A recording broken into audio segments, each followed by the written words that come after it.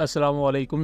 Welcome to conflict card. दोस्तों, काठुआ का reason इस मार्च के महीने में इंडियन मिलिट्री के लिए काफ़ी भारी साबित हुआ है, जहां काठुआ में दो बड़े अटैक्स कश्मीरी फाइटर की तरफ से कंडक्ट किए गए, जिसमें इंडिया को काफ़ी ज़्यादा जानी और माली नुकसान हुआ।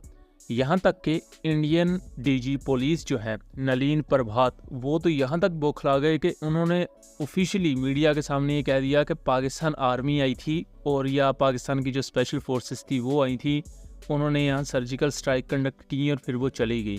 और ये चीज़ उन्होंने अपने मेन स्ट्रीम मीडिया को एक प्रेस कॉन्फ्रेंस के दरमियान बताई, जब ऑपरेशन के बाद उनसे बातचीत की जा रही थी। उनके इस बयान के बाद कुछ लोग तो वही रवायती तरीकाकार है कि पाकिस्तान को छोड़ना नहीं है, पाकिस्तान को ये कर दो, सर्जिकल स्ट्राइक कंडक्ट कर दो, जबकि दूसरी तरफ एक तबका उनको क्रिटिसाइज भी कर रहा है कि हर दफ़ा पाकिस्तान पर इल्ज़ामात लगा देने से आप काठुआ की इस अंदरूनी सिचुएशन को ठीक नहीं कर सकते, बिकॉज काठुआ बिल्कुल बॉर्डर के साथ नहीं लगता। और ये कोई पहला मौका नहीं है, इससे पहले भी पाकिस्तानी कश्मीर जो है, जिसे आज़ाद कश्मीर कहा जाता है, उसको लेकर इंडिया के हाई रैंक ऑफिशियल्स, मिनिस्टर्स वगैरह, उनके काफ़ी ज़्यादा मिसलीडिंग बयानात आते रहे हैं।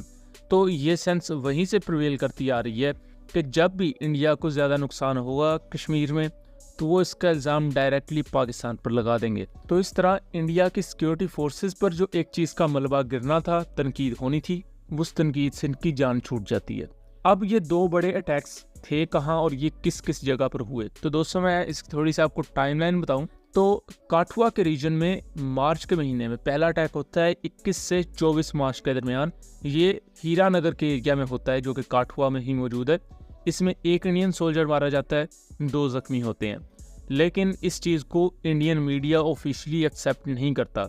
ये जो स्टैट्स हैं, इसे इंडियन मीडिया की कुछ आउटलेट्स ने एक्सेप्ट किया हुआ है, रिपोर्ट किया हुआ है, जबकि बाकियों ने इसे रिपोर्ट नहीं किया था। लेकिन हमने इस पर डिटेल वीडियो बनाई हुई है और जो भी इसमें सबूत थे वो भी दिखाए हुए हैं। काठुआ में ये पहला जो अटैक था, ये 2 से 3 दिन तक जारी रहता है। स्पेशल फोर्सेस को समन किया जाता है, वो भी फॉरेस्ट के मुख्तलिफ एरियाज में सर्च ऑपरेशन कंडक्ट करती हैं, लेकिन उन कश्मीरी फाइटर्स को ढूंढ नहीं पाती, जिसकी वजह से तनकीद होती है।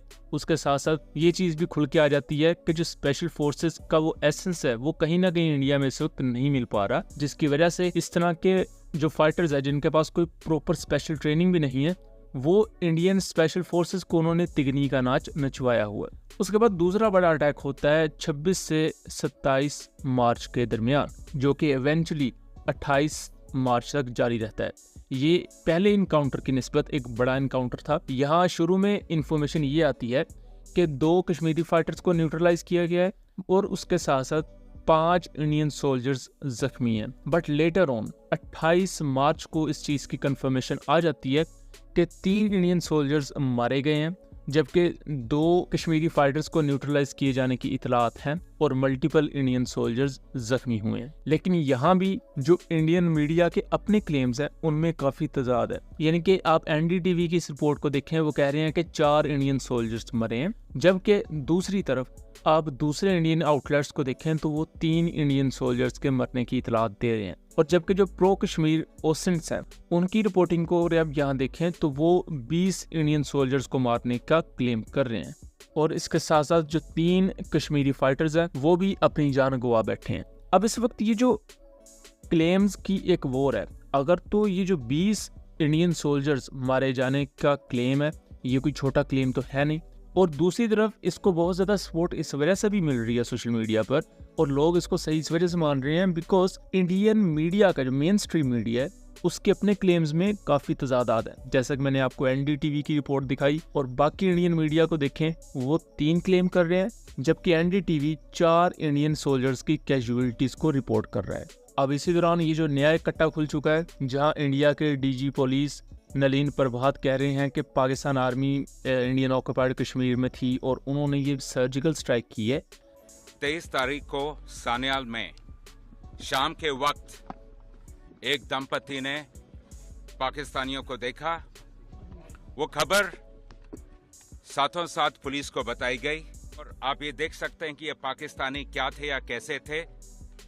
हमारी एक बहादुर टुकड़ी के साथ मुठभेड़ हुई और उस मुठभेड़ में 2 पाकिस्तानियों को मौके पे ही मार गिराया गया। जिस जगह पे ये मुठभेड़ हुई वही जगह है जहां हमारे लोग नीचे से पहाड़ पे ऊपर चढ़ रहे थे।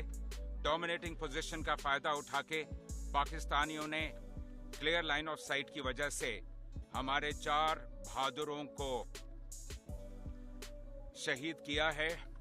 तो उन्हें समझना होगा कि ये चीज़ वो कह तो अपनी नाकामी को छुपाने के लिए रहे हैं, लेकिन ये उल्टा उनके लिए और बड़ा सुहाने रूह बन सकता है।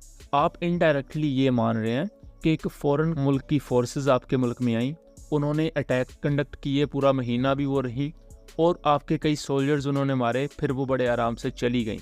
ये अपने आप में बहुत ही बड़ी नेग्लिजेंस है अगर वो इस चीज़ को समझें। इसके साथ साथ इसका एक बड़ा पहलू ये भी है कि रिसेंटली जिस तरह बलूचिस्तान में इंडिया नॉन स्टेट एक्टर्स के थ्रू इन्वॉल्व रहा है और पाकिस्तान के DG ISPR ने उसके सबूत भी दिखाए अपनी उस प्रेस रिलीज में, तो उसके बाद इंडिया पर एक इंटरनेशनल प्रेशर आया, बिकॉज जो बड़े अटैक्स हुए BLA की तरफ से उसको पूरी दुनिया की जितनी भी पावर्स थी उन्होंने कंडेम किया, China, Russia, America, European union की कंट्रीज। तो उसकी वजह से भी इंडिया कहीं ना कहीं दबाव में तो था। उस दबाव को अब ख़त्म करने के लिए काठुआ के रीजन में जब इंडिया की कैजुअलिटीज ज़्यादा हुई तो DG पुलिस ने पाकिस्तान का नाम ले दिया। और ये कोई पहला बयान नहीं है जिसमें पाकिस्तान को निशाना बनाया गया है। अब इसे तकरीबन 3 हफ्ता पहले का इंडिया के जो एक्सटर्नल मिनिस्टर हैं जयशंकर, उनका बयान है जिसमें उन्होंने कहा था कि जो पाकिस्तान का कश्मीर है ये इलीगली ऑक्यूपाइड है और हम इस हिस्से को छीन लेंगे। इसको लेकर पाकिस्तान ने इस बयान को रिजेक्ट किया, रबिश करार दिया। जबकि अगर इंडिया ये क्लेम करता है कि वो पाकिस्तानी कश्मीर छीन लेंगे या कोई भी हिस्सा छीन लेंगे, तो उन्हें समझने की ज़रूरत है कि पाकिस्तान एक न्यूक्लियर स्टेट है। आप एक न्यूक्लियर स्टेट को ये धमकी दे रहे हैं कि हम ये आपसे ये हिस्सा छीन लेंगे, तो इसके नतायज आपकी सोच से भी बियॉन्ड हो सकते हैं। इस बारे में इंडिया के रिटायर्ड मेजर जनरल यश मोर क्या कह रहे हैं कि अगर पाकिस्तानी आज़ाद कश्मीर को छीना जा सकता है इंडिया की तरफ से, क्योंकि इंडिया अपने आप को एक बहुत बड़ी ताकत समझता है, तो उनका एक आई ओपनिंग स्टेटमेंट है, वो आप खुद सुने। करंट लीडरशिप बात करते हैं POK के बारे में, डू यू थिंक हम लोग ले पाएंगे? Not by force. जिस देश में 80 करोड़ लोगों को हम 5 किलो अनाज देते हैं, जॉब्स नहीं है हमारे पास, हमारे स्कूलों की कंडीशन जाके देखो। ये वॉर मॉन्गरिंग POK सब politicians can do it for votes, but as a professional soldier it is a no go, not by force. And if we decide to take it by force, it will take our country back by many years because wars are very costly. Fighting a war on the hills today, if you say to take back some area of POK or entire POK, will result into catastrophic losses in humans and capital. पहली बात, कारगिल हमने अपने area में लड़ा ना, अपनी जमीन वापस ली, या हमें हमारी नजर हट गई थी, वो बैठे हुए थे हमारे एरिया में। अभी 25 साल हुए हैं, 2 महीने लड़ाई चली, 2-2.5 महीने, 529 soldiers killed, more than 1500 seriously injured, 3000 और injured. सो दोस्तों, उम्मीद करता हूँ चीज़ें क्लियर रही होंगी। वीडियो पसंद आई हो तो इसे ज़्यादा से ज़्यादा शेयर कीजिएगा ताकि इस तरह की मज़ीद इन्फॉर्मेटिव वीडियोस हम आपके लिए लेकर आ सकें। मिलेंगे अगली वीडियो में, तब तक के लिए अल्लाह हाफिज़।